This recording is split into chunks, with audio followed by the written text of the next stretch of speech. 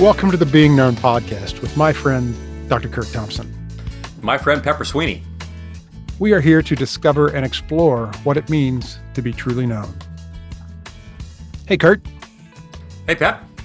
It is so good to be here with you today as we are stepping into the episode 2 of season 5.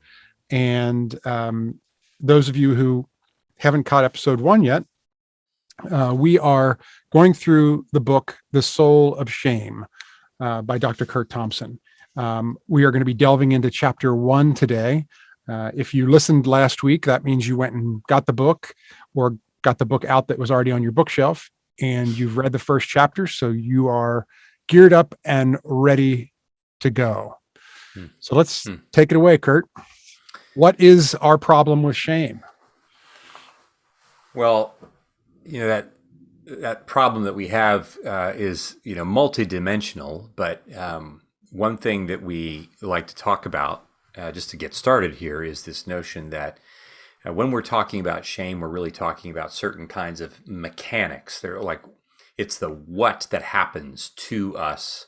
It's the what that happens between us, both neurologically, neurobiologically, interpersonally, what happens to us. There are the mechanics, but those are the mechanics of our stories. We're going to have an entire episode that's going to be committed to this notion of storytelling and what that means and how that's related to shame and how it is that shame embeds our stories and we live out our shame in the context of those stories. So our problem with shame has to do with the mechanics of our stories, how shame operates, but also in the context of how we are telling the story that we're telling.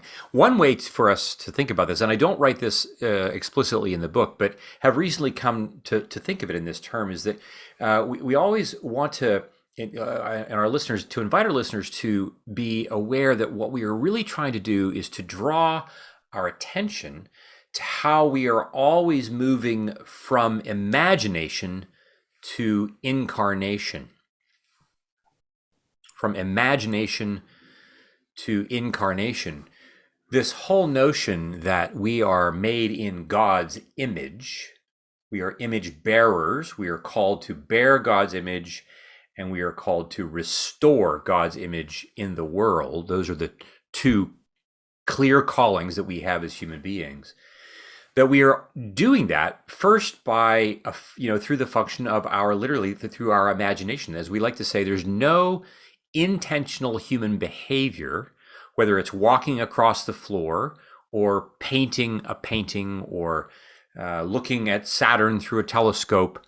There's none of that we do without first imagining it. I imagine it in some way.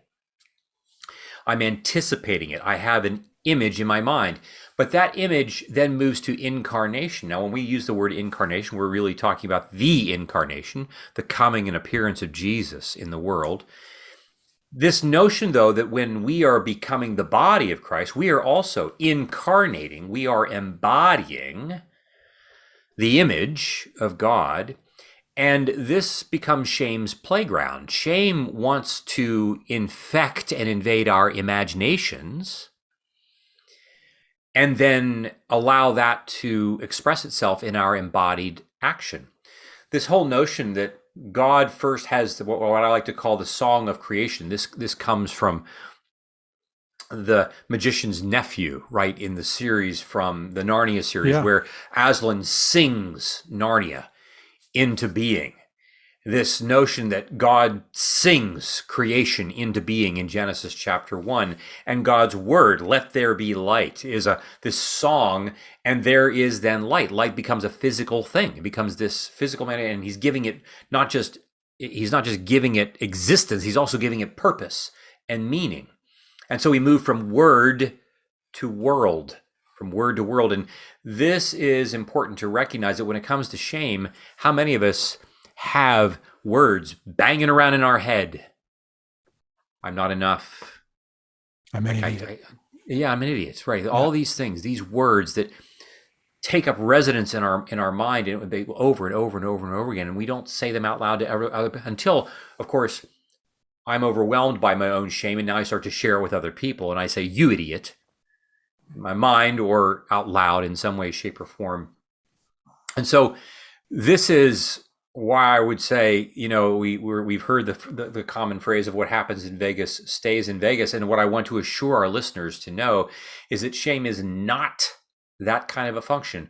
I want to assure you that what happens in Vegas does not stay in Vegas. What happens in your mind, the shame that happens in the imagination, eventually it doesn't stay there. It eventually will become incarnate. It becomes this incarnated thing. The question is, in what way is that taking place? And so we move from the intrapersonal, what's taking place within me, to the interpersonal, what's taking place between you and me. Mm-hmm. And then how we start to share that in our community. We share it in our families. We share it generationally. And then we become violent communities of people. And we become violent toward anyone else who is other than us. This becomes in our ethnic divides, our political divides, all the ways in which we then use shame in such a way that, as I mentioned in our first episode, this notion that the news about shame is far worse than we know. The other thing that I think is important for us to recognize and acknowledge right out of the gate is that shame in and of itself, not good or bad, it is the way evil intentionally uses it. There is an intentionality with which evil wants to manipulate and use shame. We learn, and we'll talk more about this in detail as in future episodes, we learn that it's developmentally primal, right? It starts early and often in our developmental years. And in the same way, in the biblical narrative, it's out of the gate very quickly. We only get 2 chapters in before all the wheels start to come off. It doesn't happen somewhere in the middle of the Bible. It happens early on, in the same way that it happens early on neurally and interpersonally for us as human beings.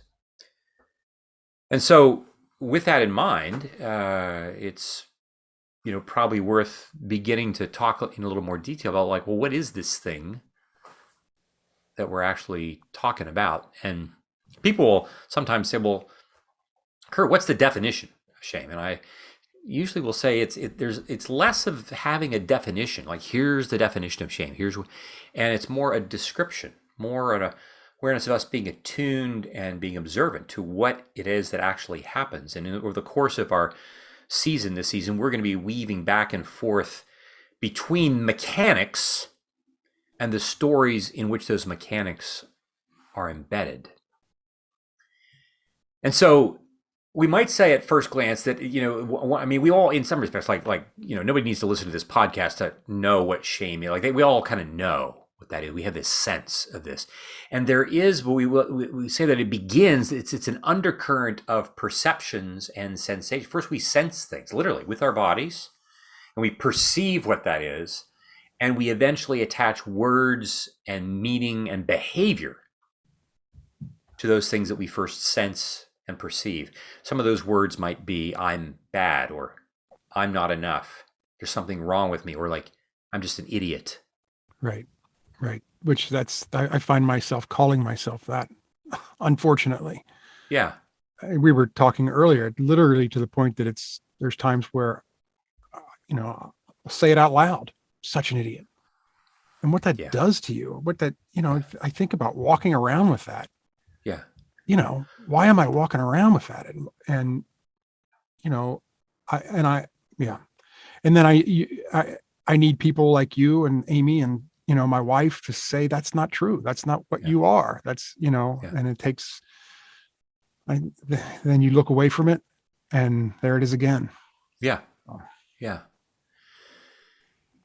I think, we would say, that, this thing that begins, it does begin in the body. Right? It is a sensation that we have. Mm-hmm. We feel it. It's not a thing that I think about it as a concept and then I feel it. Right. Right. The words that say I'm such an idiot, like they are preceded by something that's happening to us, and they do represent some kind of meaning that we then are giving to it, and that some form of this, like I'm an idiot or I'm inadequate, I don't have what it takes. Right. And sometimes it can even be attached to other emotion. right? Because this whole notion that I am not enough, I am inadequate to life, to life's demands, but not inadequate even in a neutral way, right? I could say, well, I'm inadequate to fly a 737.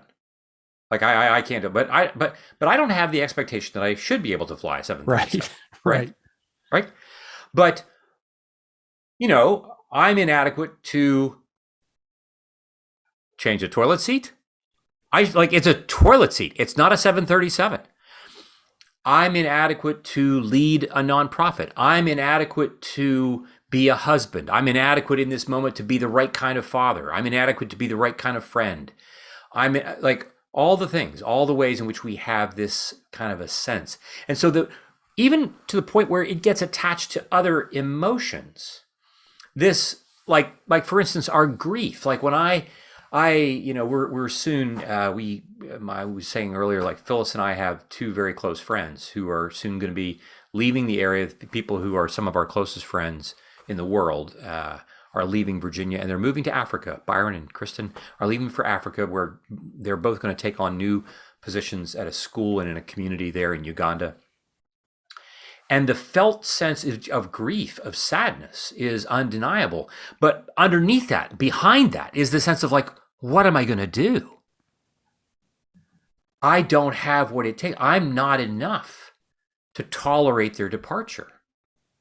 Sadness isn't the only thing that's in play. And so shame often also will want to wrap itself around all kinds of other noxious, unpleasant emotional states, so that evil can get its foot into the door every way and any way that it can. And it will tend to want to, as we like to say, it doubles back and doubles down. Allison, I've told this story before, but we've had other people have this sense that Allison growing up, she was the young girl who brought her 92% to her mom, who's asking, like, where's the other 8%? Now, Allison was so proud of this test. Like she'd never gotten, this is the best score that she'd ever gotten, a 92%. Where's the other 8% on your score? And so Allison then has to double down on working harder.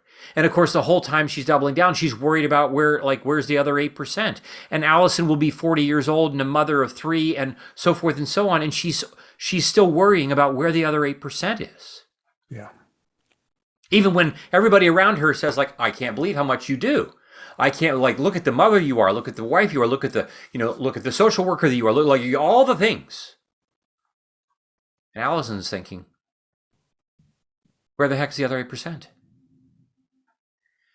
Or this story of, Matt's story, like that he's this. You want to tell about that?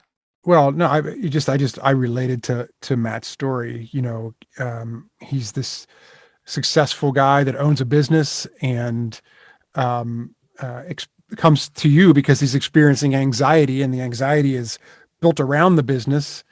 That he's afraid that the economy is going to turn or something. He's employees that are depending on him, and he thinks he's coming to you for anxiety to help handle the anxiety. And there's just this underlying feeling that he has that I'm not enough, that he's an imposter, that he's not going to be able to be the leader that he needs to be, even though he's lived through downturns. He's done, he's proved himself time and time again. And yet he still feels like I'm not enough. I'm not enough. Mm-hmm. And is having enough anxiety about it that his wife, tells him, you gotta start dealing with this somehow. Right. So he comes to you, and I'll let you take the story from there. But I will say that I identified with this story a little too much. I was kind of wishing it wasn't in the chapter. Right. Yeah. Well, and I do too. Like I'm looking around at, we have this private practice, and it has, I think it's been helpful over the years in our community, and I'm really pleased and honored and humbled by what we've been able to do. And there's always the part of me that's worrying about, well, have I done enough? Have we done the right? Have we done well enough by enough people? And you can I had a mentor when I was early out of residency who said, it's important to know, Curt, no psychiatrist is good enough to treat every patient.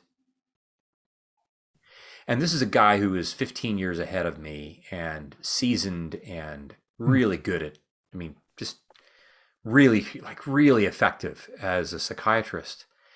And to have this mentor of mine say this, like it was like somebody lifting an anvil off of my chest.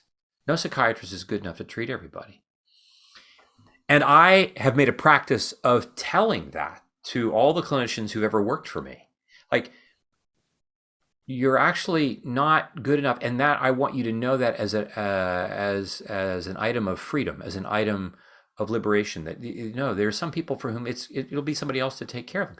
And so here I tell patients, and it doesn't matter.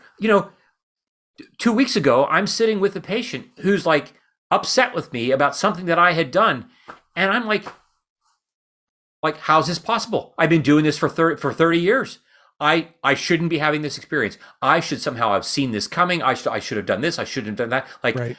I can't take my own advice. So Matt is a story for me to contend with. Yeah. As well. Matt's story, and so this sense that like with both Allison and Matt, this notion that shame becomes part of their story and it doubles back, right? It comes back around. I feel bad, and then I feel bad for feeling bad. Yeah. And in that sense, it doubles down. It just strengthens its grip on us interpersonally and neurobiologically. One of the first things that we see, one of the first features of shame that we see is this sense of condemnation, this sense of judgment, the spirit of judgment with which. So when you say I'm just such an idiot. Right. I think to myself, okay, right now when you say this to me, I'm like, Pepper, I don't know where that part of you is, but I'm gonna come find it, and I want to say well, I was raised as a Quaker, so I'm just gonna have words with it, right? But if I were a Presbyterian, I'd come with a knife.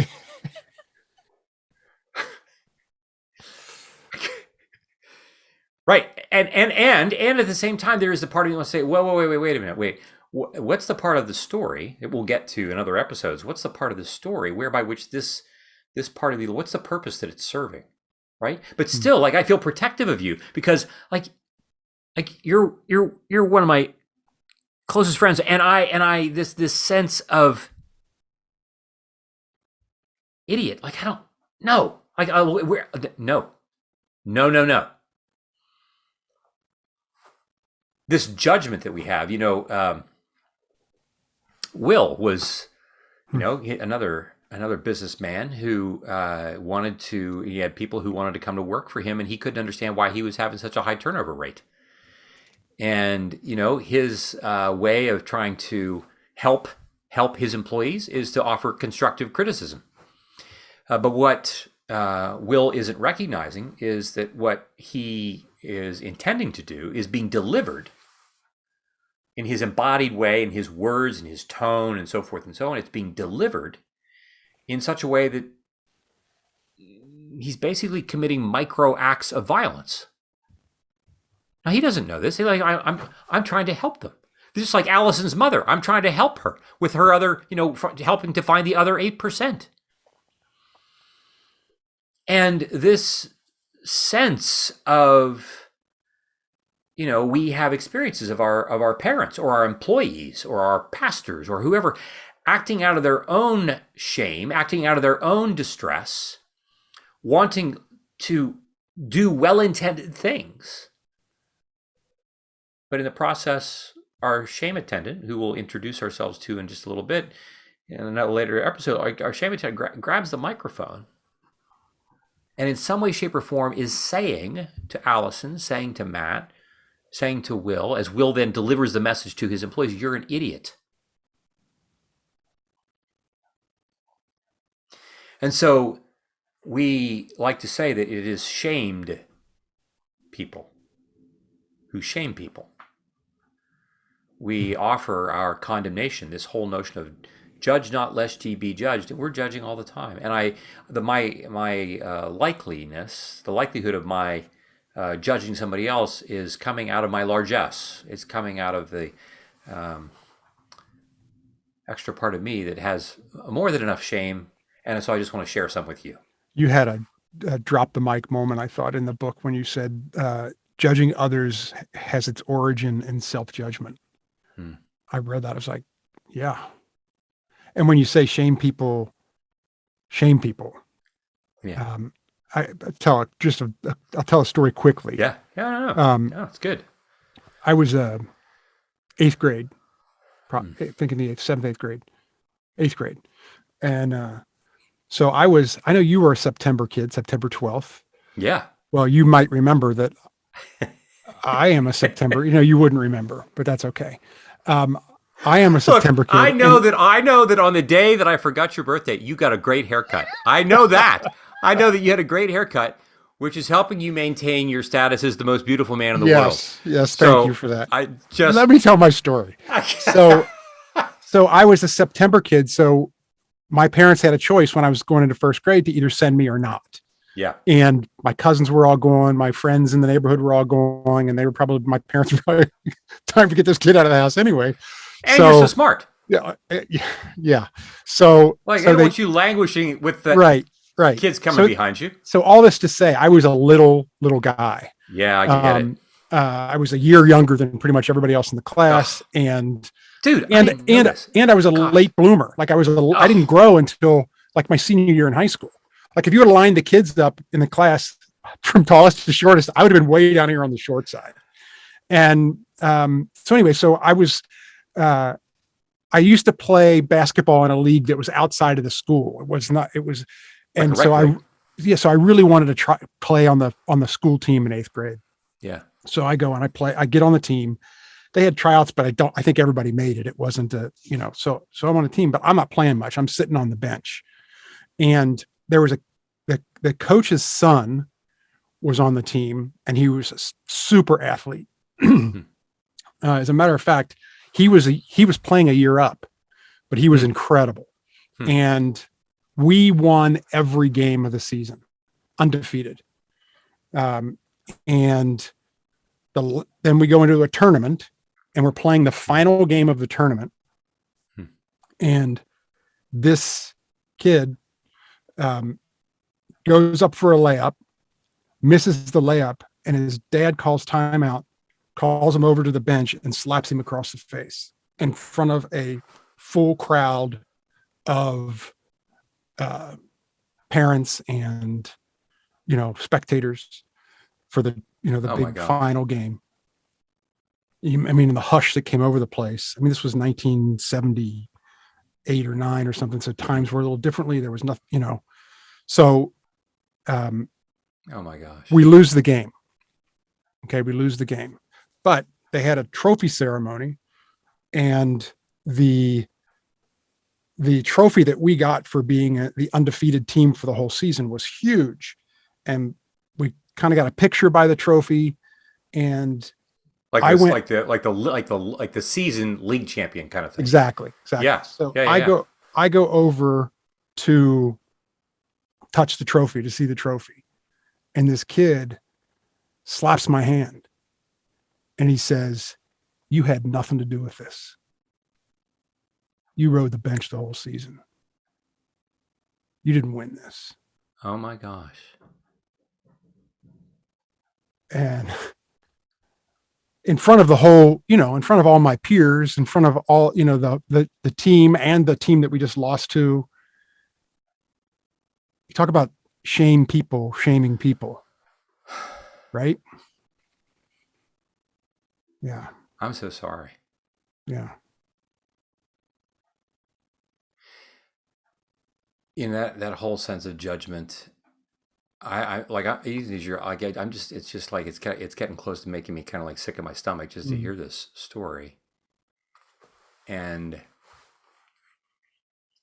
were your parents there? Not in that. I think my mom will be, hi Rom, my mom will be watching this, I'm sure, and she'll probably hear that story for the first time. Wow.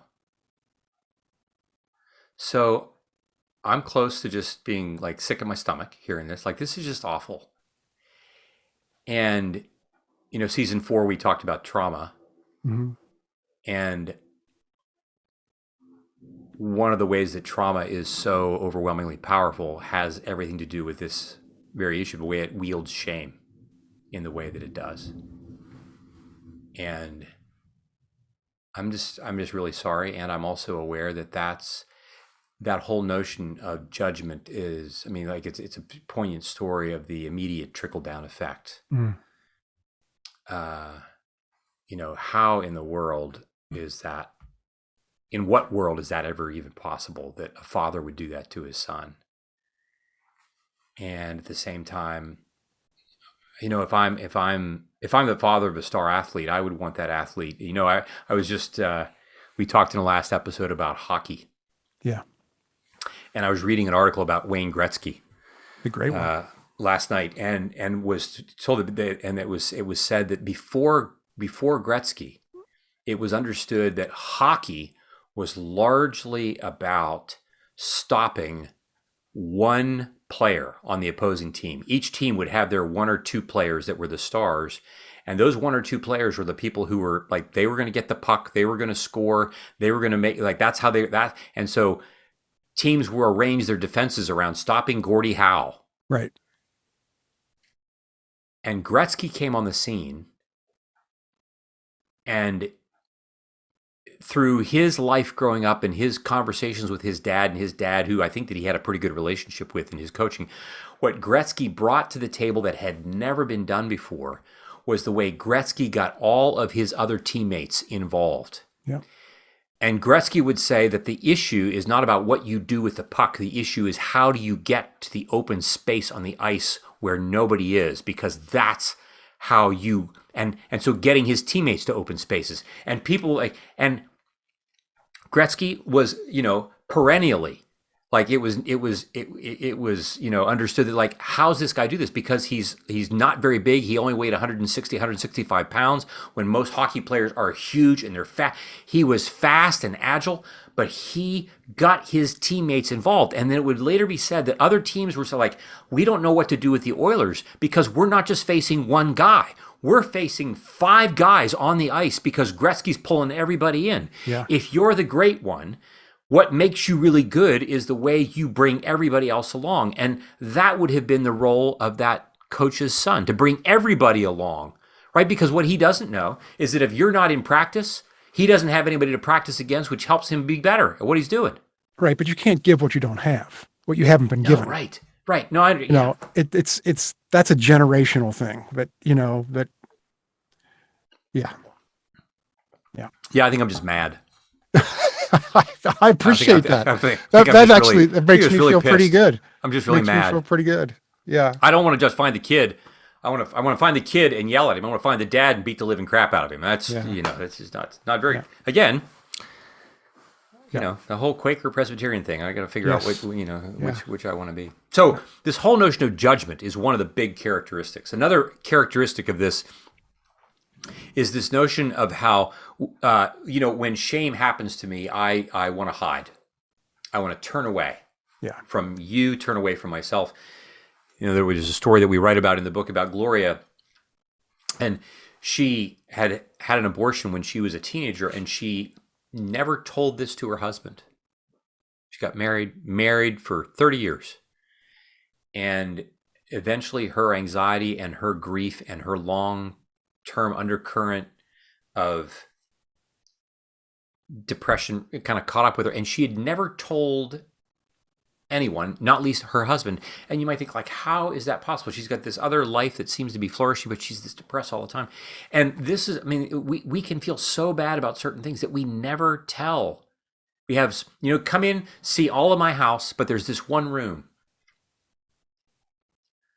that I don't, and if I practice it enough of not letting anybody go there, not telling anybody about it, after a while, I even forget that the room is even there.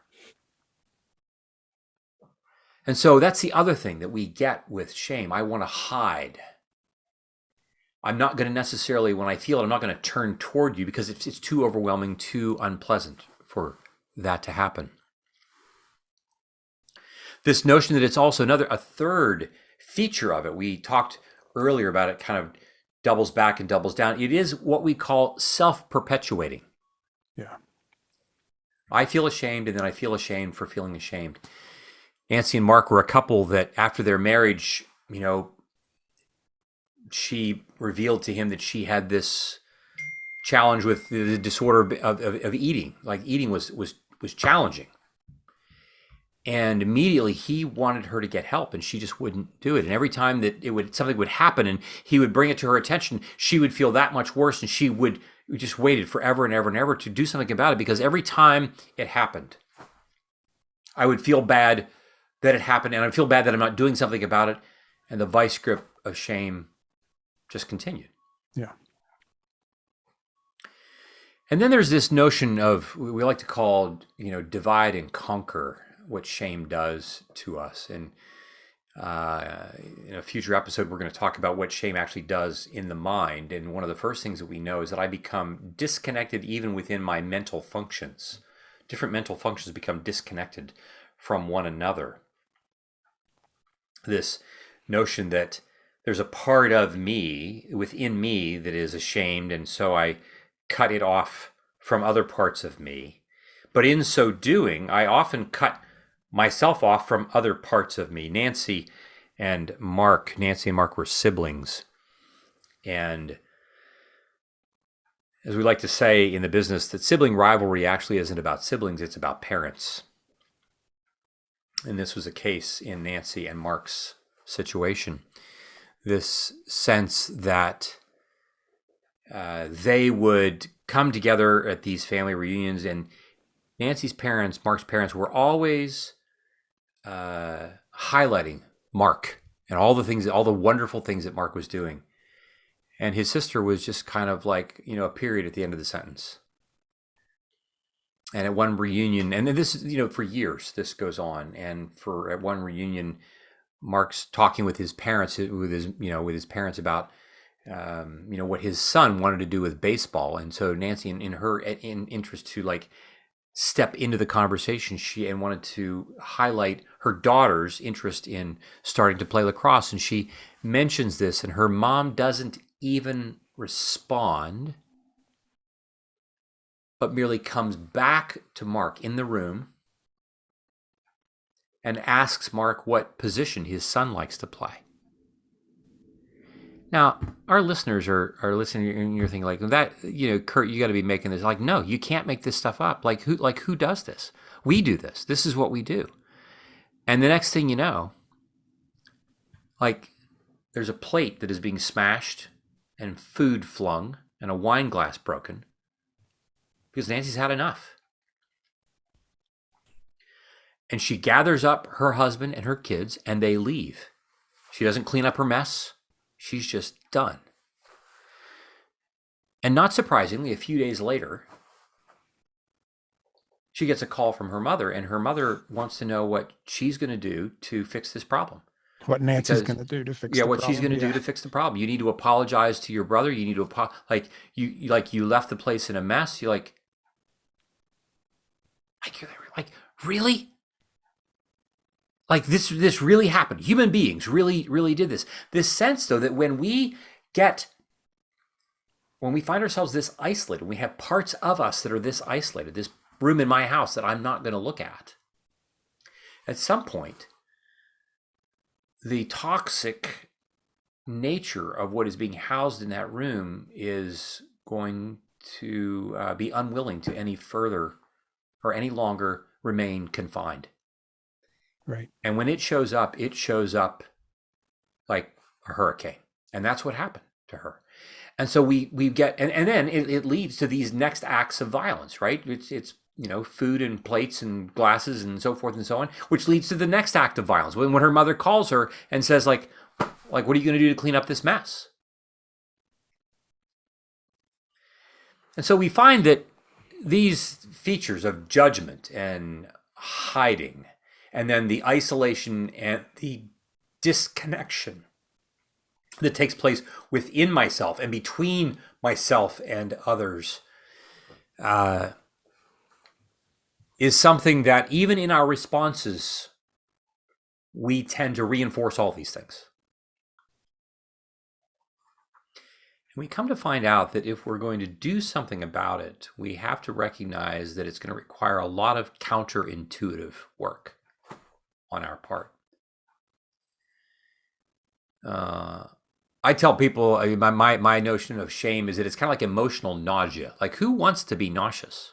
Who for whatever reason? Like, no, I don't want to ever want that. Like, nobody likes to throw up, but the thing that we like about throwing up is that, like, oh, it lets me know that, like, my nausea is going to go away.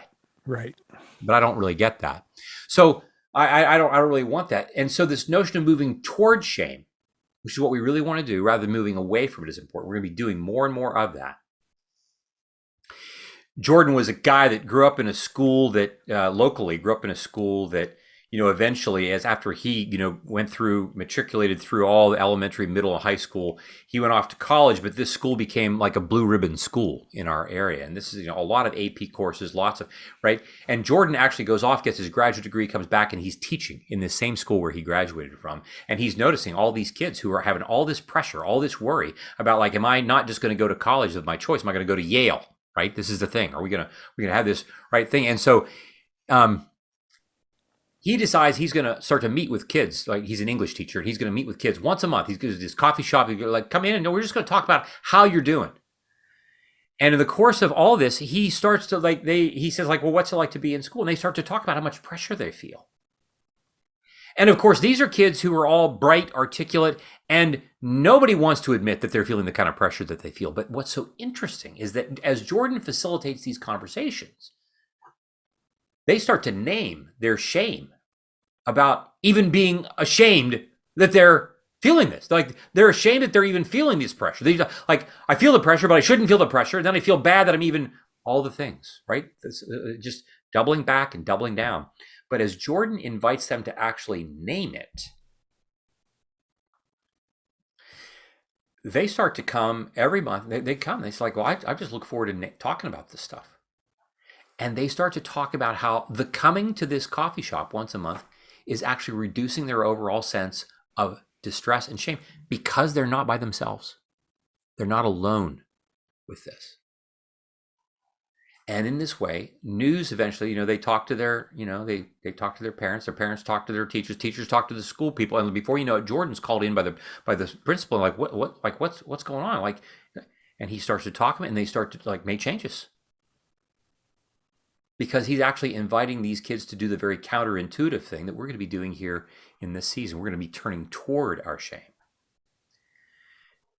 And Jordan knows, and those kids know, and we know that we're not going to resolve our shame, but we're going to change our relationship with it. And we want to say this is what God has been doing from the beginning. In the very beginning, and we'll talk about this later, how God comes to Adam. Where are you? He's coming toward it. He's not running away from it. He doesn't say, like, well, my creation project just went down the toilet. I'm just going to burn the whole thing to the ground. I'm not going back to find them, those idiots. He's not saying that. He's coming for them. And we would say that this all culminates in the gospel. This culminates in Good Friday. This culminates in Easter. This culminates in Pentecost. This culminates in what the Spirit is doing even now. And we want to say that even in the middle of hard things, we're recording this in late May, and, we've had real tragedy that's taken place in the last 3 weeks in our country. Yeah. In Buffalo, the shooting. Mm-hmm. And now in Uvalde, in Texas, 21 people killed. We have our politics, we have our ethnic conflicts, we have our church fractures, all acts of violence that all begin in this thing with this thing that we call shame. And if I'm not taking care of it in my kitchen, if I'm not first taking care of it in my imagination, it's going to run my incarnational expression of it. And we really want to become more like Jesus. We want to become like the incarnate one. And in so doing, we're going to do with shame the very thing that he did, which was turn toward it, go after it, to invite it into the room so that it can be healed and recommissioned, so that beauty and goodness can emerge. Yeah. It's so interesting that the very thing, the shame, the thing that it wants you to not do is turn towards it and share it, expose it, because what it's like its effect on you is the thing is the thing that's stopping you from doing that. Like how it affects me is that I want to hide. I want to, Right. And yet you've got to turn and open up. It's just talk about, counterintuitive is right. Yeah. Yeah. Well, this has been really great, Curt. I'm looking forward to continuing to learn more about this, and I'm sort of looking forward to learning more about myself, sort of. But thank you for today. This was great. And those of you who are watching on YouTube, Amy's going to be joining us now. So stick Before we around go, for though, that. Oh, yes, we have an application. We have an application. And, we've talked about some things today that can help us begin the process of moving shame from just an imagined thing into our being aware of how are we making it incarnate in our own lives. And so the application that I would invite us to consider doing today is, first of all, doing some journaling work, doing some reflection and some writing work around what are some of the ways in which I use words, kind of like you were saying, I'm such an idiot, I'm not enough, this, that, I shouldn't have. What are some ways that we use words to both express our shame, but also to reinforce it? So take some time and do some reflection and start to pay attention to that, because we're going to get to why that's important, just to begin to pay attention to that. I'd also want to invite you to start to pay attention to when you sense it. Where and how in your physical body do you sense shame coming over you? Beginning to just simply pay attention to it. And then we've named some characteristics of shame, some general characteristics. There's a characteristic of judgment or condemnation, the characteristic of how we hide, both from ourselves and from others, the characteristic of how shame gets caught in this loop and we just reinforce it. I feel ashamed, and then I feel ashamed that I'm ashamed. And then we have this sense of how shame causes me to be cut off from, disconnected, and I isolate from myself and from others. Those four characteristics, judgment, hiding, self-perpetuation, and disconnection/isolation, we'd love to have you do some reflection and some writing work, making some lists about what are some ways in which I do all of those things. Again, this is in preparation for what we can eventually begin to do in terms of how we respond to those moments that we'll be talking more and more about in the episodes to come. Great. Thank you for that, Curt. Thank you. Be paying attention to those words that I'm saying this week, and look forward to working on that application. Thanks. Okay, now, those of you who are watching on YouTube, Amy's going to be joining us. Thank you for listening. If you like our podcast, please write a review, subscribe, rate us. It all helps. Love you, Curt. Love you, man. See you next week. Right on. Oh my gosh. Okay, so I think I'm a Presbyterian because I wouldn't have a lot of words for that, Dad, the basketball coach. Oh my gosh. And then the shamed people. I mean, shamed people, shame people, hurt people, hurt people, right? It's like, oh my gosh, let's fill their buckets with something else. Yeah. But we've talked about that story before, and hearing it again felt afresh and anew. It was like, oh my gosh. Yeah, I'm right there on the court. Yeah. For both, for the kid, the boy, and for you, Pep. It's like when he said that to you, I was like, oh my gosh. Yeah. Yeah. Yeah. Did this episode stir up anything in you, or this chapter, Amy? I know it did. It obviously did for me. Just wondering if it did for you. Mm-hmm. I mean, I love this book. I love it. Yeah, the fact, I mean, the difference between, because I was making a list as we were recording, like shame is this, it turns you inside and away, and it's judgy and embarrassing rather than expansive and true. And like Curt, that you said, we feel it first. And that is sometimes so scary for me because I think I'm going to be overwhelmed with the emotions. Right. And I'm a part of a group where the rules are we put words to our thoughts and feelings, and it's like just saying it out loud.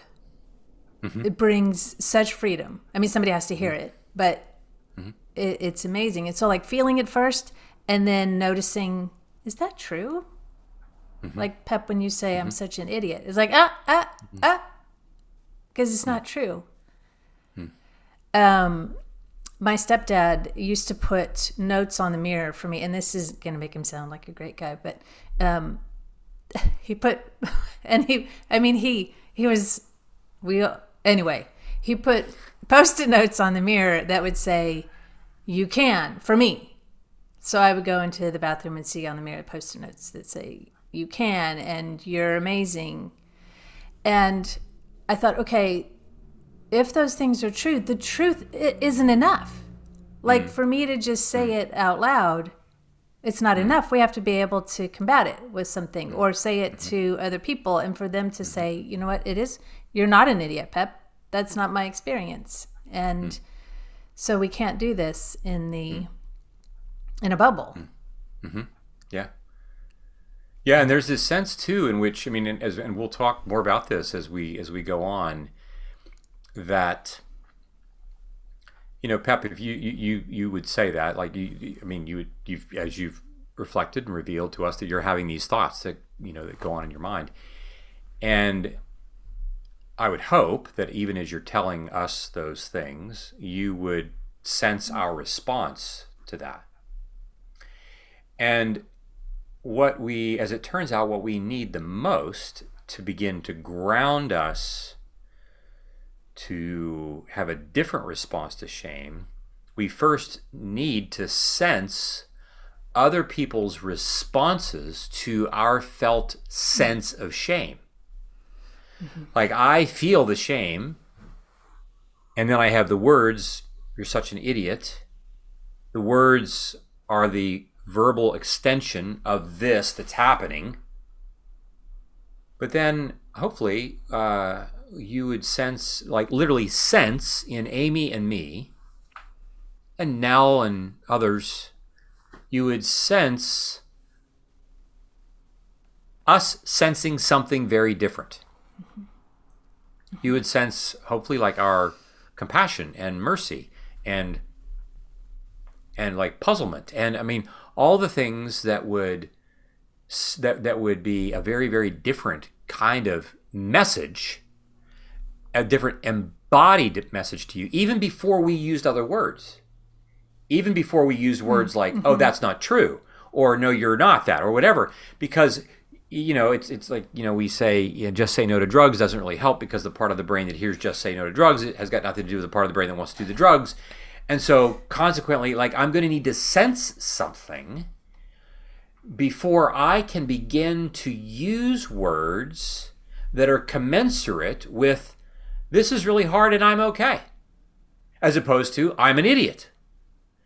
But it's going to be hard for me to force myself to feel something in my chest just by uttering words like, you can, you're great. Like, I don't feel great. You know, it's hard to shoehorn those words into my brain in such a way that changes the nature of how my body works. And so part of why we have to say these things is so that we can have the experience. We open the door and trot out our shame. And while that very door is open, those who are listening sneak in the door into the room. That's exactly what we're doing. We sneak into the door so that when shame tries to come back in, shame finds that it's got a welcome committee. It finds and there's it has less room for it, right? Exactly. right? But if I don't name it, if I don't open the door and trot it out and bring it out, it continues to take up space and residence and do its work. And it's hard to say those things because I think, okay, well, I'm going to say like Pep, okay, I said to myself, I feel like an idiot, or I feel like I'm not enough. When I think, well, why would I say that? But it's like, what am I looking for? But I don't need to know what I'm looking for. It's a sharing of our experience. Does that make sense? And Right. yeah. And there is a sense in which, whatever it is that prompts me to say I'm an idiot, whatever it is that prompts me to think, my own eye roll in the privacy of my own mind about myself, there is something that is bubbling up that precedes that. There is the sense of like, oh, I did I hurt somebody's feelings, right there, or maybe I'm aware that I didn't do as well, and there's a certain sadness there's a certain longing for this. There are other things that are genuine and reasonable for me to name and to talk about and so forth, but shame so quickly entangles itself in all of those things, Right. that I don't get the opportunity to be able to say, I'm worried, or I'm longing to do a good job, and I am afraid that I didn't do something right. We get stuck on the I'm stupid, I'm such an idiot. And Right. then it just robs us of whatever was beneath that. That's right. Yeah. So Curt, go Pep, because I have to look at what you I said. was just going to say that there's a planter out in my front yard, and it's for whatever reason, it gets weeds in it like crazy, and it gets to the point where they grow in so much with the flowers and stuff that are in there that I just got to get rid of all of it. I just got to cut it all out because you can't get, Can't pick it out. you can't pick it out. Yeah. Yeah. Yeah. You're about to say something? Yeah, one of the things you said, Curt, was what is the purpose that it's serving? Like when Pep said, I feel like such an idiot. And you've said that to me. We were talking about some other shame stuff. And it's like, then I thought, okay, what are the purposes? I can't even think of, but is it to hide what's below it? Well, as we're going to talk about in coming episodes, what we're talking about right now, we're still kind of in the foothills of talking about mechanics, right? What actually happens? What is it? Kind of describing what our experience of shame is. Am I jumping ahead?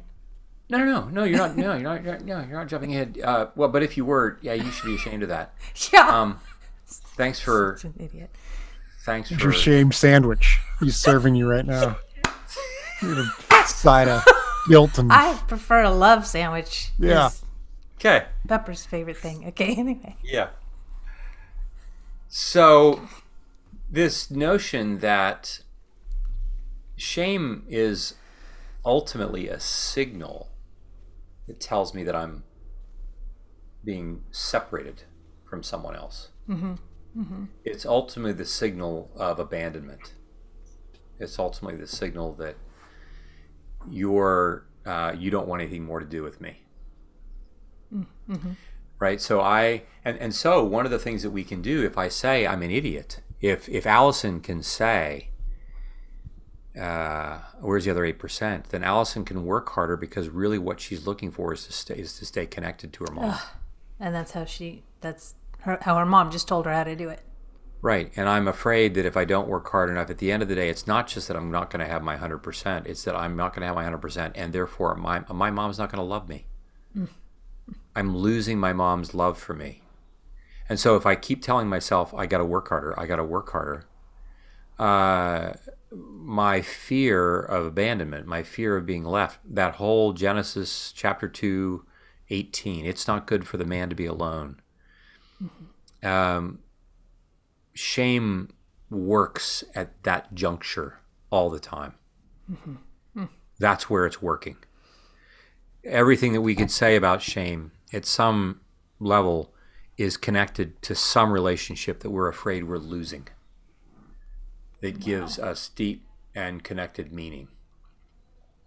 Whether that relationship is in play right here and now, or whether what's happening now is a reflection of the residue of unfinished business I had with my dad or my mom who are no longer alive. Right. Mm-hmm. And so, evil is going to do its work, every opportunity that it has in every domain of our life that it has opportunity to do it in. Yeah. So whether it has to do with the current relationships or relationships with the people that, that we used to have, whatever, again, watching for where that player is coming on the ice to stand next to the net, to poke the puck in the net. Yeah.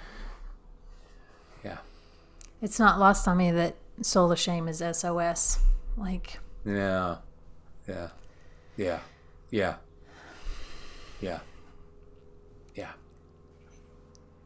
Right on. And what's been really, really, really beautiful is that I'm aware of the number of times in which I've sent up a flare and the two of you have come. I'm just really grateful. Like the three of us are not talking theory here. Yeah. No. We're not messing around. Yeah. And I want that for our listeners. I want our listeners to have people to whom they can say, here are my SOS people. Yeah. And keep sending up flares. Yep. Yeah. All right. All right, guys. Have a good week. Love you. Love you too. Until next week.